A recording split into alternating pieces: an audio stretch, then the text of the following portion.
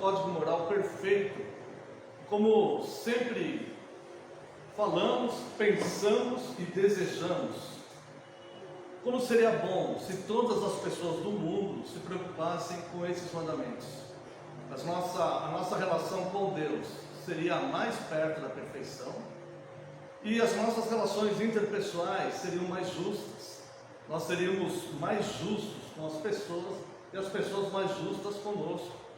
Muitos conflitos que existem nas relações interpessoais seriam evitados se todas as pessoas observassem esses mandamentos. Nós sabemos, como dissemos no começo, que esses mandamentos de fato eles não podem justificar, porque nós não podemos, nós não conseguimos cumpri-los perfeitamente e satisfazer a justiça de Deus cumprindo esses mandamentos. Eles funcionam hoje para nós apontando o pecado, porque o ensino bíblico é que o pecado é a transgressão da lei, e ele nos mostra o que é de fato pecado.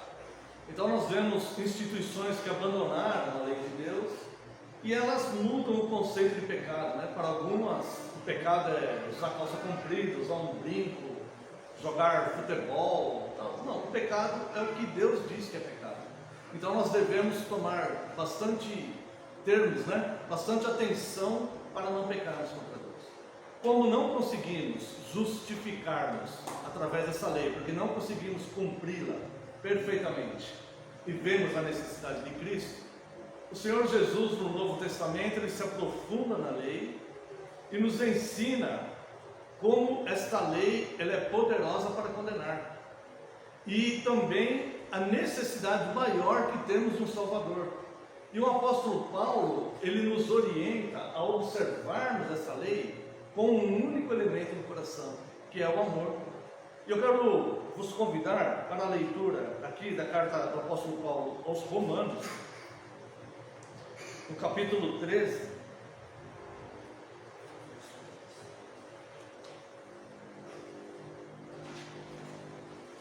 Leremos a partir do verso 8, leremos do 8 ao 10 apenas.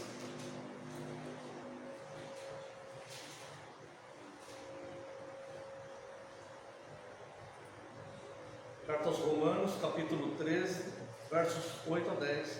A ninguém fiqueis devendo coisa alguma, exceto o amor. Note que o apóstolo Paulo ele acaba de dar um mandamento aqui, que é respeitar as autoridades, porque as autoridades são instituídas por Deus, né? Obediência às autoridades. E aqui ele vem falar que o amor ao próximo é o cumprimento da lei. Não só o amor ao próximo, né? Nesse trecho ele fala o amor ao próximo, né? Mas Jesus nos ensina o amor a Deus e o amor ao próximo. Amar a Deus acima de todas as coisas e amar ao próximo como a nós mesmos, né? Amar a Deus acima de todas as coisas, do primeiro ao quarto mandamento. E amar a Deus e amar ao próximo como a nós mesmos, do quinto ao décimo. E aqui o apóstolo Paulo então vem dizer: a ninguém fiqueis devendo coisa alguma, exceto o amor. Se nós não estamos amando alguém, nós estamos devendo amor para essa pessoa, né? Principalmente aos domésticos da fé, pessoas próximas, né?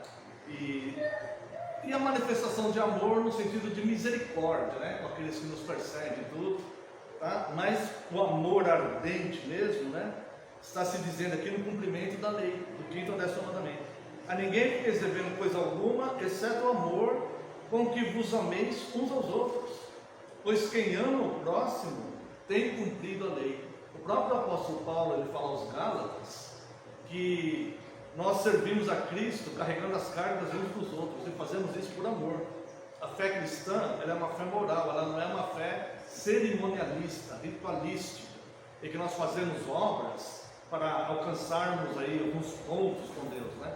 Não, nós fazemos tudo por amor. É uma fé moral, é amor, perdão, compreensão, cuidado com as pessoas, zelo, né? Com Deus e com as pessoas. Então ele diz: a ninguém fiqueis devendo coisa alguma, exceto o amor com que vos ameis uns aos outros, pois quem ama o próximo tem cumprido a lei. Pois isto, veja, ele fala, pois isto, dois pontos: não adulterarás, não matarás, não furtarás, não cobiçarás. E se há qualquer outro mandamento, tudo nesta palavra se resume: amarás o teu próximo como a ti mesmo. O amor não pratica o mal contra o próximo, de sorte que o cumprimento da lei é o amor.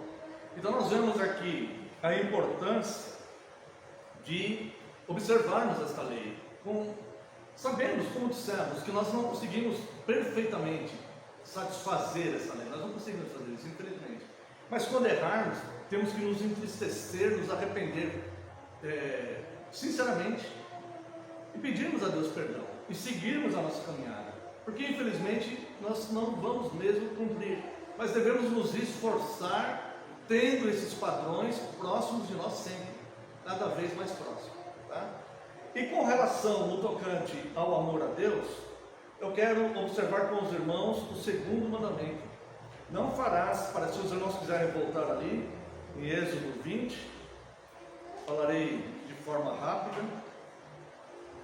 Êxodo capítulo 20, o segundo mandamento, está no verso 4.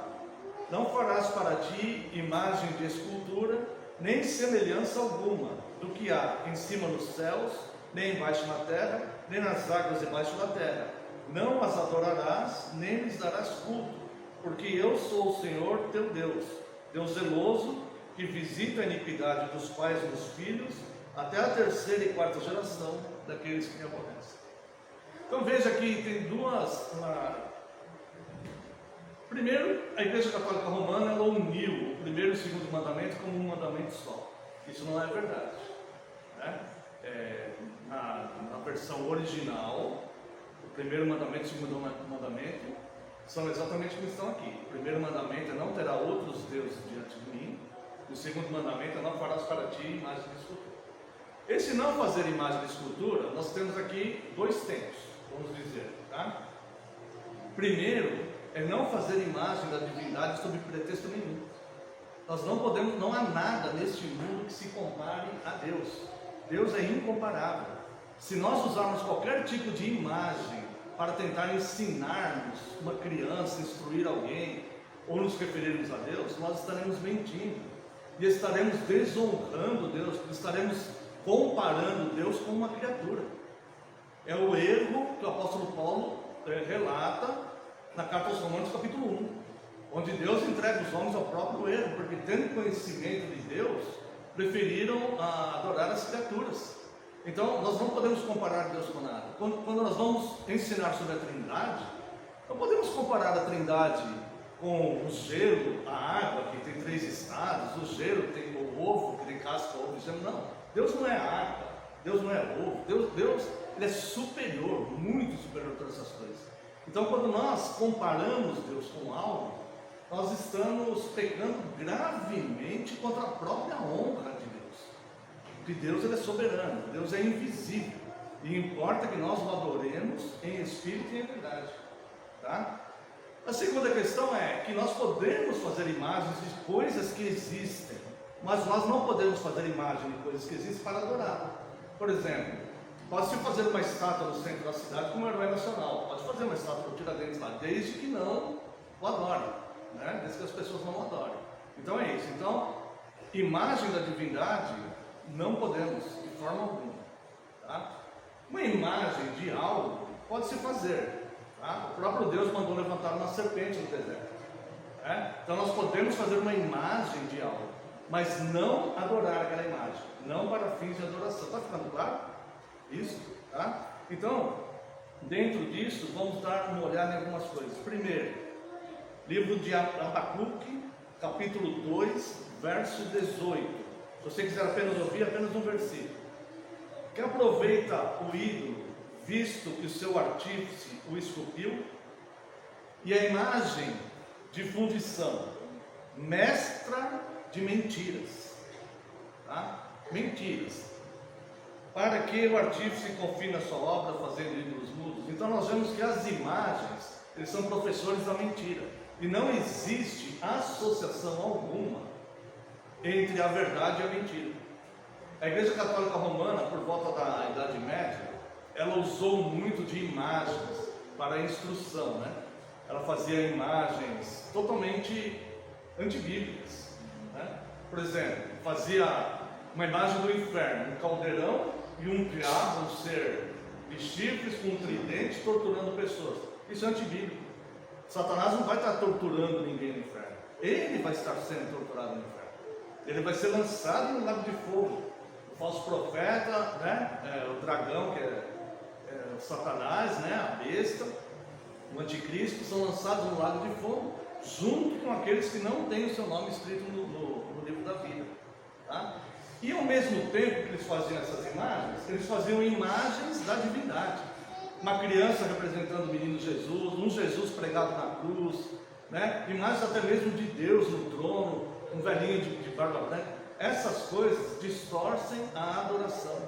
Então, normalmente é muito comum nós, quando vamos orar a Deus, se nós tivermos muito contato com essas imagens, nós fecharmos os olhos e lembrarmos dessas imagens e fazermos oração para essas imagens, né? Isto fere a autoridade de Deus. Primeiro, porque as imagens são professoras de mentira. Segundo, porque o próprio Deus diz: a quem me comparareis? Isaías 40, verso 25. Isaías 40, verso 25. Aqui vai dizer: a quem, pois, me comparareis para que eu lhe seja igual? Diz o Santo. Nós vamos comparar Deus ao quê? A uma pomba, a um fogo, a um homem que está sendo retalhado numa cruz, que está ali. Ao que nós vamos comparar Deus? A um idoso? A um rei? Um homem? Não. Nós não podemos comparar Deus com nenhum dessas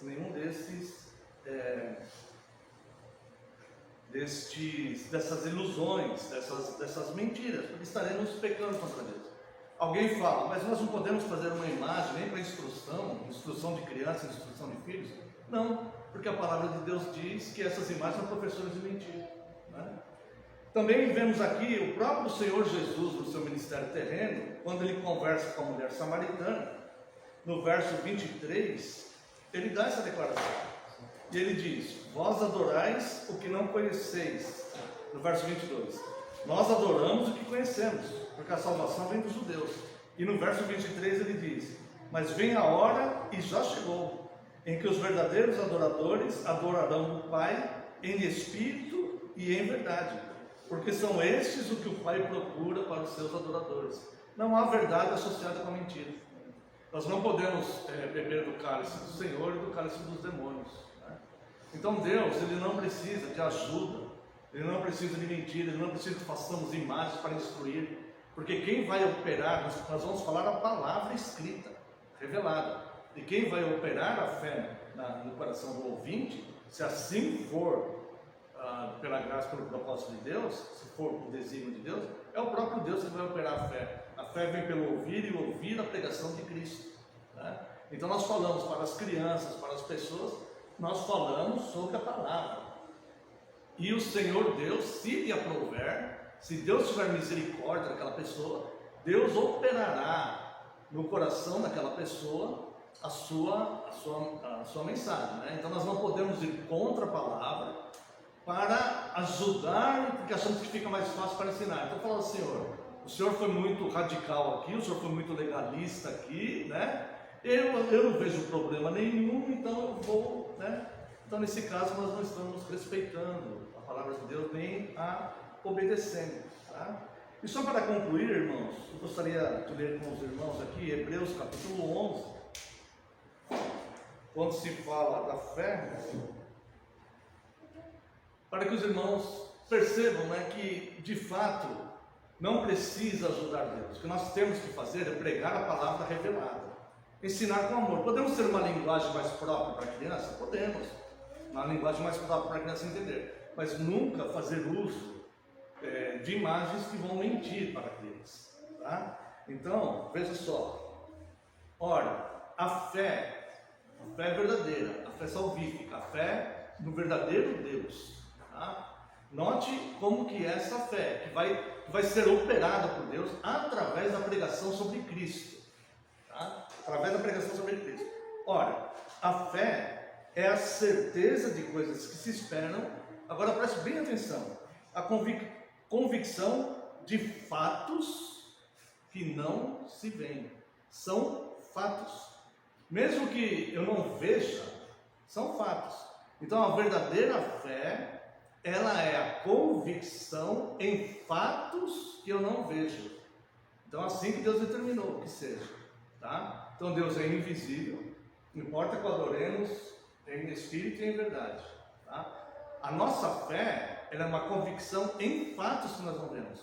Se você falar assim para mim, caiu uma árvore na segunda rua ali, eu não vi, mas eu acredito no que você falou, né? Eu não vi aquilo, mas eu acredito que aquilo é um fato, porque eu sei que você mentiu para mim, então eu acredito, tá? Agora, como é um homem falando para o outro, pode ser que eu esteja acreditando no erro, mas eu acredito. Agora aqui é o Espírito Santo inspirando os autores bíblicos, que dizem que a fé é a convicção em fatos que nós não vimos. Então eu não vi Deus abrir, eu não vi Moisés abrir o mar ali, Deus abriu o mar para o povo, eu não vi, mas eu creio naquilo. Eu não vi Deus dizer, haja luz e houve luz, eu não vi, mas eu creio que foi assim, tá? E assim com relação a todas as outras coisas. Então o nosso Deus, irmãos, ele é incomparável, nós não o comparamos com nada, né? E a forma que ele determinou de se revelar a si mesmo para nós foi através das Escrituras, né? Então nós conhecemos os seus atributos, o seu caráter, né? A sua vontade, as suas prescrições, as suas determinações, através das Escrituras, tá bom? Então, o segundo mandamento é não fazer imagens, né? De nada que é missão, não fazer imagens sobre Deus de maneira alguma, tá? E imagens de coisas, né? Que nem você pode ter uma foto na sua rede social, pode ter a foto do seu marido, da sua esposa na sua carteira, desde que você não adore essa imagem, você pode ter. Mas a foto, a imagens da divindade, de maneira alguma. Espero que o Senhor Deus complete nos nossos corações. Quero convidar os amados irmãos